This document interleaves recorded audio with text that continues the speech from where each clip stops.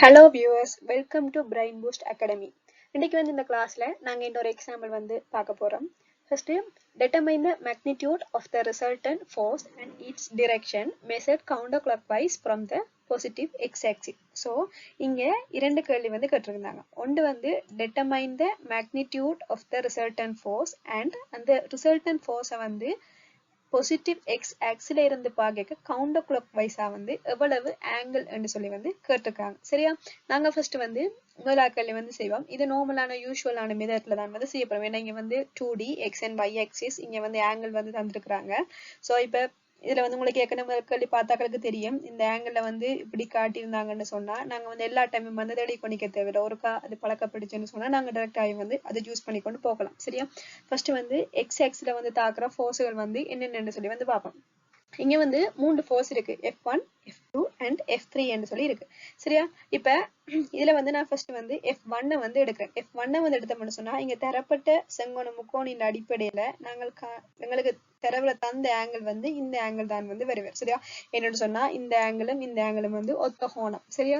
இங்க F1 கோணத்தை விலத்துது. So அதால XH ஓட F1 sin θன்னு வருது.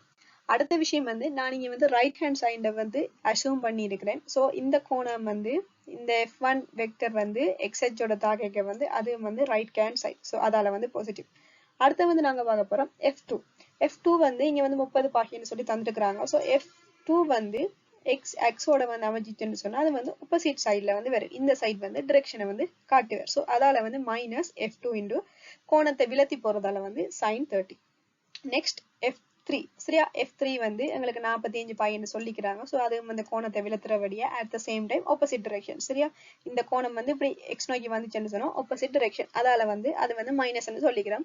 சோ எங்களுக்கு இந்த sin θ இந்த முதலும் சொன்ன மாதிரி நீங்க இதுல θ வேல்யூவை கண்டுபிடிக்க தேவையில்லை. ஏன்னு சொன்னா இதுல தந்திருப்பாங்க இந்த சைட் 3, இந்த சைட் 4, இந்த சைட் 5 தந்திருப்பாங்க. சோ இந்த θ நாங்க காணிக்கிறது நாங்க டைரக்டா அயல் பக்கம் எதிர்பக்கம் 4 செம்பக்கம் 5. சோ sin θ 4 சொல்லி இதுல பிரதிட்ட மாதிரி டைரக்டா போடுவோம்.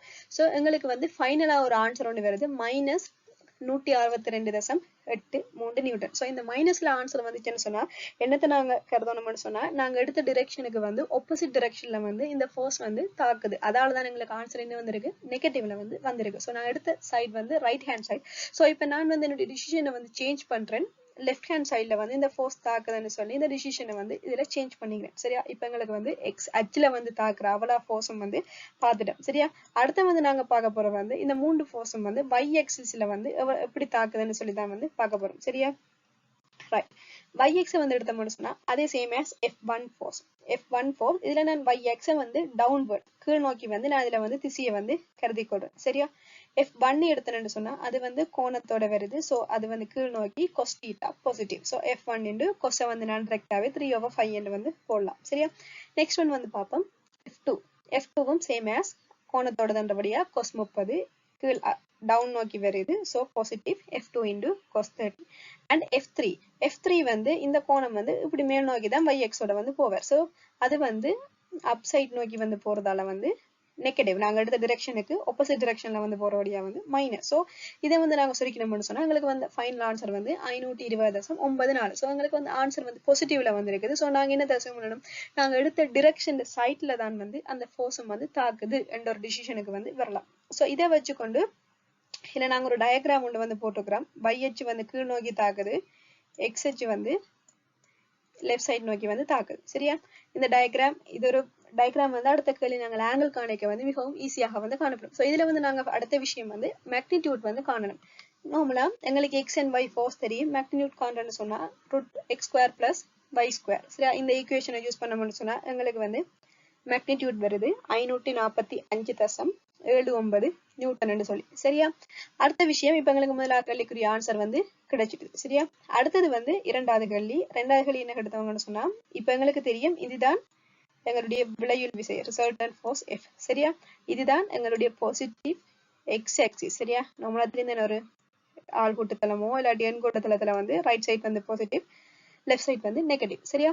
இதுல என்ன சொல்லிக்கிறாங்கன்னு சொன்னா from the positive x-axis சரியா positive x-axis வந்து counter clockwise ன்னு சொன்னா இந்த சைட் சரியா இப்படியே வந்து பாருங்க இந்த resultant force அந்த முட்டைக்கு இவ்வளவு கோணம் வந்து எவ்வளவுன்னு சொல்லி வந்து கேட்டுக்கிறாங்க சரியா எங்களுக்கு நார்மலா தெரியும் ஒரு நேர்கோடு இதுல வந்து ஒரு நேர்கோடு ஒன்று காட்டிக்கிறாங்க இந்த நேர்கோட்டின் கூட்டுத்தொகை எவ்வளவு 180 பாக அது நார்மலாவே தெரியும் சரியா இப்ப நாங்கள் இந்த தீட்டாவை மட்டும் கண்டோம்னு சொன்னா எங்களுக்கு முழு கோணத்தின் இதையும் காணலாம் தானே சோ தீட்டா காண்றது சிம்பிள் அதே ஒரு செங்கோண முக்கோணி சரியா இப்ப இதுல வந்து எங்களுக்கு தீட்டா இருக்கிறார் இப்ப இதுல வந்து எங்களுக்கு வந்து எதிர்பக்கம் தெரியும் இதுல எதிர்பக்கம் வந்து y force சரியா at the same time இங்கல வந்து அயல் பக்கம் வந்து எங்களுக்கு என்னது x axis ல இருக்கிற force சோ நாங்க இதுக்கு வந்து tan theta வந்து போட்டோம்னு சொன்னா